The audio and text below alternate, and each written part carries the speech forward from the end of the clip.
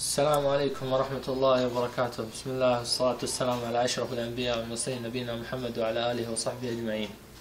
الآن سوف أعلمكم الفيتامينات والمضادات التي يلزم إذا كنت تربي ببغاء أن تكون عندك. أول شيء المضاد الحيوي.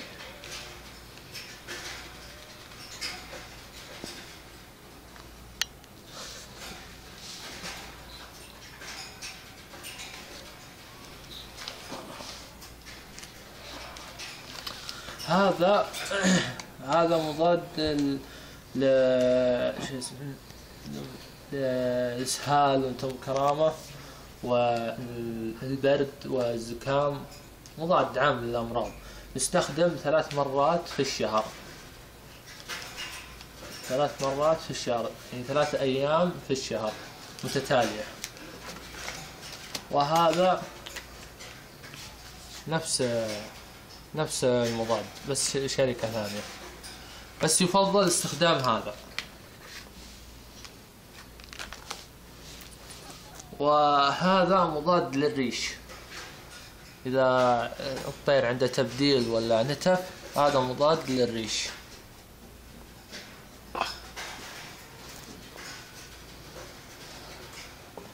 وهذا إذا كان في حشرات في الريش أو يتحكك الطير، يرش بالبخاخ بهذا، يحط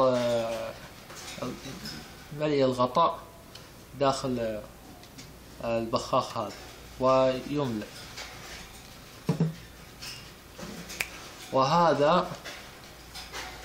وهذا للجروح، إذا كان في الطير جرح ولا شيء، يرش على نفس الجرح بس، يعني عشان ما يتوسخ الريش.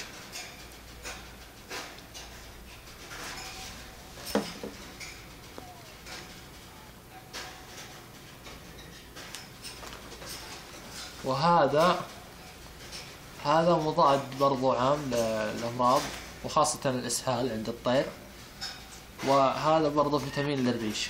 يضاف الاثنين،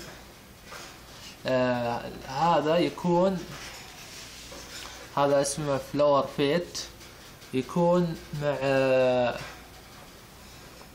إذا كان الطير في إسهال، يحط للفروخ ما تحت السنة نص القطارة اللي فيه، نص القطارة من هذا، ومن فيم كات الأصفر نص القطارة برضو، توضع مع بعض في الماء لمدة 5 أيام في الشهر. هذا إذا كان مسهل. إذا كان يعني تبغاه مضاد عام، يحط 5 قطرات من كل واحد في الماء. ويفضل الموية، أنا ألاحظ بعض الناس يحط الموية صحة، فيفضل تأخذها بملاحها على طول من المغسلة ولا من أي شيء. وهذه الفيتامينات. وغدا بإذن الله نبين. هذا يوضع بالنسبة لهذا يوضع ملي الغطاء 2 في ملي هذا ماء. أهم شيء يكون الماء مو صحي. 3 مرات في اليوم لمدة 7 أيام. وإن شاء الله غدا نعلمكم العلاجات العامة للأمراض بإذن الله. ولمزيد من المعلومات نرجو زيارة منتديات عالم الحيوان. وهذا والله أعلم، وصلى الله وسلم على نبينا محمد، والسلام عليكم ورحمة الله وبركاته.